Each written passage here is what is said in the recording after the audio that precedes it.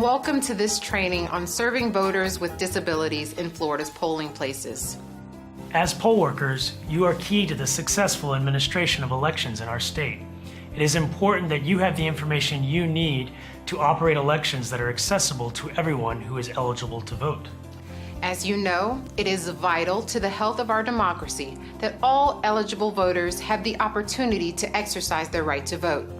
However, some voters with disabilities may find that they face challenges while voting. More than 13% of Floridians have disabilities. Some people have obvious disabilities, while other disabilities are less apparent. During the election, you should expect to serve voters with disabilities. The purpose of this training is to prepare you to make the polling place an accessible and welcoming environment for all voters. Later, we will provide tips on serving voters with specific disabilities such as visual impairment. But first, let's talk about some guiding principles that can help you make sure voters with disabilities have a positive experience as they exercise their right to vote. If you act with these principles in mind, you will be on solid ground, even when you're not familiar with a particular disability or don't know that a voter even has a disability.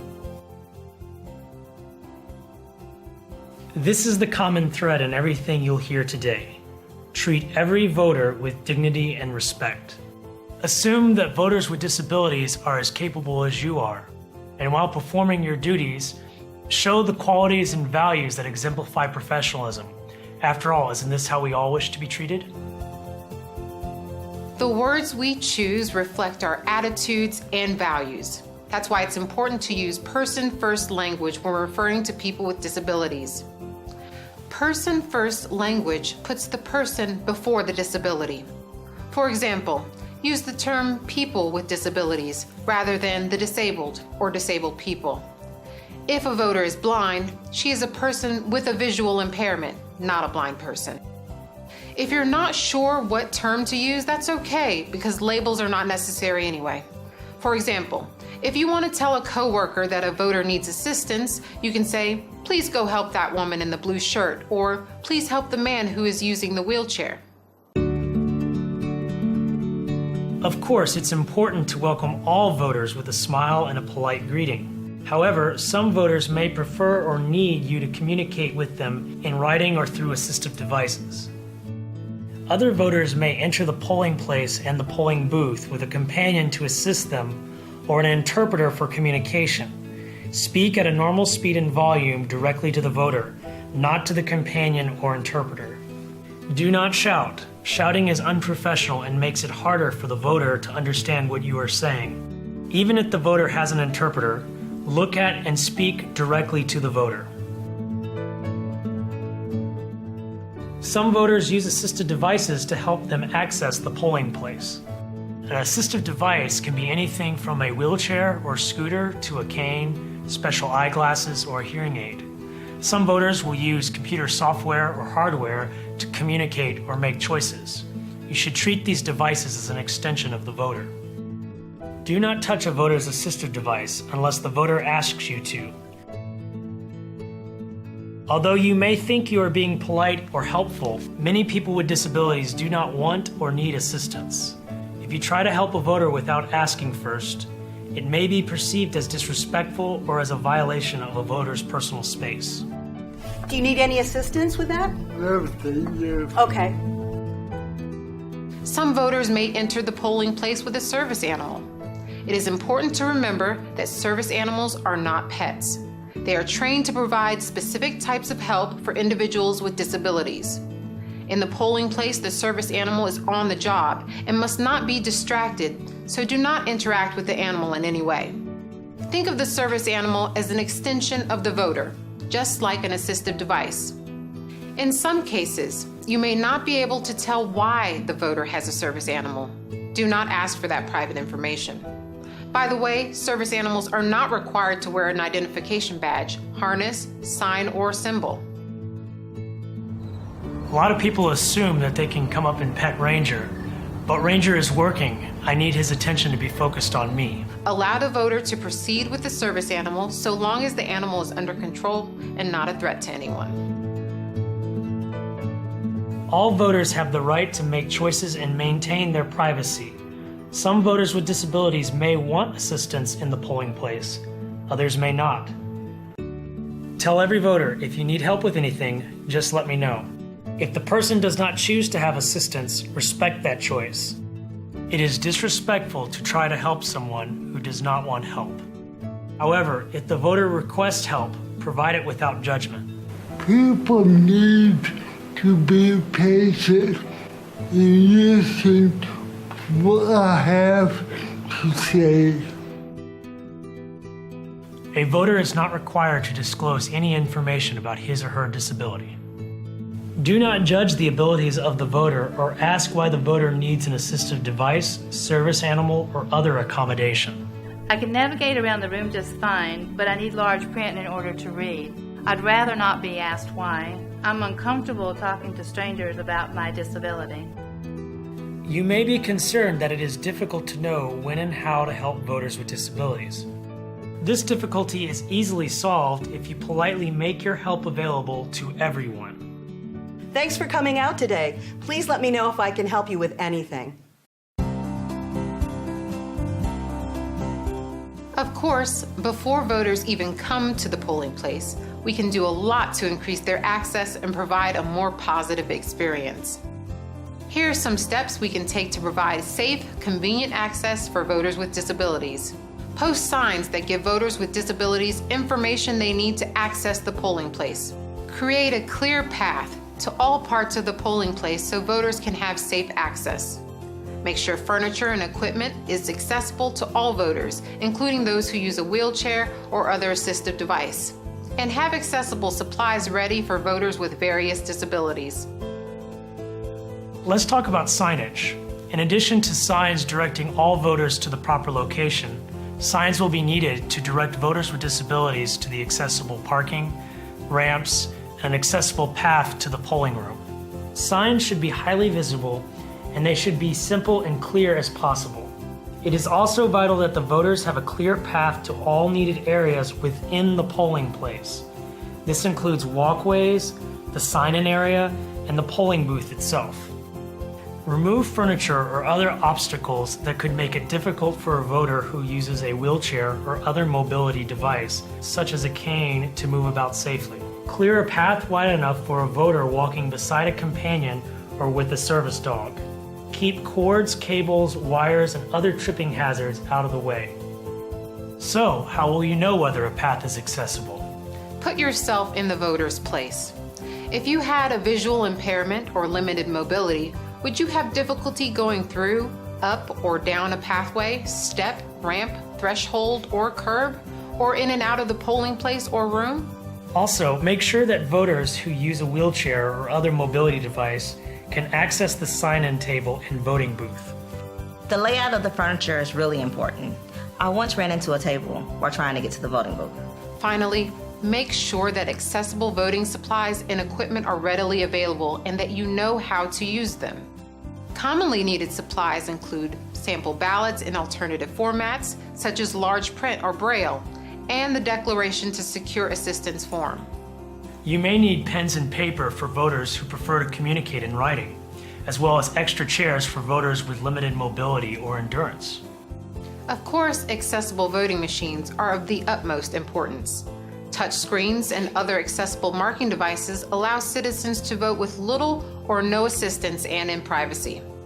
All voters with disabilities have the option to use accessible voting equipment, and each polling place must have at least one accessible voting system. Accessible voting machines must be set up and operational before the polls open. Don't wait until a voter asks to use the device to set it up. And become familiar with the operation of the equipment ahead of time so you can explain it to a voter if requested to do so. All of these strategies can help you provide a positive experience for voters. Now let's take a look at some more specific examples about how some voters with particular disabilities interact with the voting process. Some voters have disabilities that affect their speech or motor skills, or both. Such disabilities can be caused by many factors, such as stroke, cerebral palsy, or a cognitive disability. Hello. Hey. Thanks for coming out to vote. May I see your ID, please? Yes. Thank you. And let me find, oh, I'm sorry. Here you go. Let me find your name. Okay. And just sign right there on this line. Don't worry about signing upside Can down. you hold the sheet, please? I'm sorry, could you repeat that, please? Thank you. Can you hold this down? Yes, I can. When interacting with a voter who has difficulty communicating through speech, keep these thoughts in mind. Assume the voter is as capable as you are. Be courteous, be patient, and listen carefully. Don't try to complete the voter's sentences, and don't interrupt or correct the voter. Avoid asking questions that require long or complex responses. Politely ask for clarification if needed. Don't pretend to understand what the voter is saying if you actually do not understand it. If the voter seems amenable, it may be okay once the voter is done speaking to restate what you think the voter said and ask the voter to confirm if that is correct. Most people who have visual impairments are not totally blind. In fact, it is not always immediately obvious that a voter has a visual impairment. For example, a voter might be able to navigate the polling room but be unable to read, or vice versa. Some voters with visual impairments use an assistive device, such as a cane. Others use a service animal. A voter might walk slowly to have time to anticipate curbs, thresholds, steps, and other obstacles. Here are some tips for interacting with a voter who has a visual impairment. Introduce yourself to the voter when he or she comes in, and again if you speak to the voter later.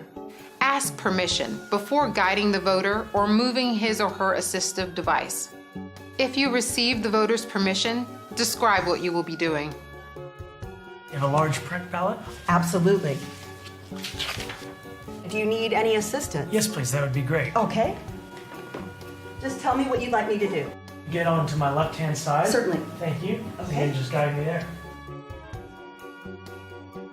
If the voter requests assistance, offer the voter your elbow or shoulder to hold on to. Do not push or pull the voter. If the voter has a service animal, walk on the voter's side opposite the animal. If you escort the voter into the voting booth, honor the voter's privacy, but be ready to help the voter again once he or she has finished voting. Mobility impairments differ in type and severity, so be prepared to respond to individual circumstances. For example, the voter may use a walker, wheelchair, scooter, or crutches, or the voter may not use a mobility device but may still have difficulty walking. A voter who has respiratory trouble may not appear to have a mobility impairment, but may in fact need to move slowly or occasionally sit down. Again, do not judge the abilities of a voter or ask the voter why he or she needs assistance. Any empty booth that you'd like, we have an accessible booth if you'd like to use that. Thank you. Let me know if you need help with anything. Appreciate it. A voter's wheelchair, scooter, or other assistive device is an extension of the voter. Do not lean on, push, or touch a voter's assistive device without receiving permission first. Canes, crutches, and walkers are used for balance and stability. Touching or grabbing these devices can cause a voter to stumble or fall. If you do receive permission to push a wheelchair, start out slowly and follow the voter's instructions. When talking with a voter in a wheelchair, sit in a chair yourself so that you are on the voter's eye level, and know the location of accessible parking paths and, if available, water fountains and restrooms. It is not always obvious that a voter is deaf or hard of hearing, or how significant the hearing loss might be. A voter may wear an undetectable hearing device, such as a hearing aid or cochlear implant. The voter may lip read or use sign language, or both. The voter may also come in with an interpreter. I'll be interpreting for him. Can I step in? Absolutely. Here are some tips for interacting with a voter who is deaf or hard of hearing. Maintain eye contact with a voter. Make sure the voter can see your face. Speak at a normal speed and volume. Do not shout. Shouting is unprofessional and makes it harder for the voter to understand you. If the voter does not understand what you are saying, rephrase it or write it down. If you need to get the voter's attention when his or her back is turned, politely tap the voter's shoulder. And if the voter comes in with an interpreter, Look at and speak with the voter, not the interpreter. Shouting at me doesn't really work. I'm a lip reader.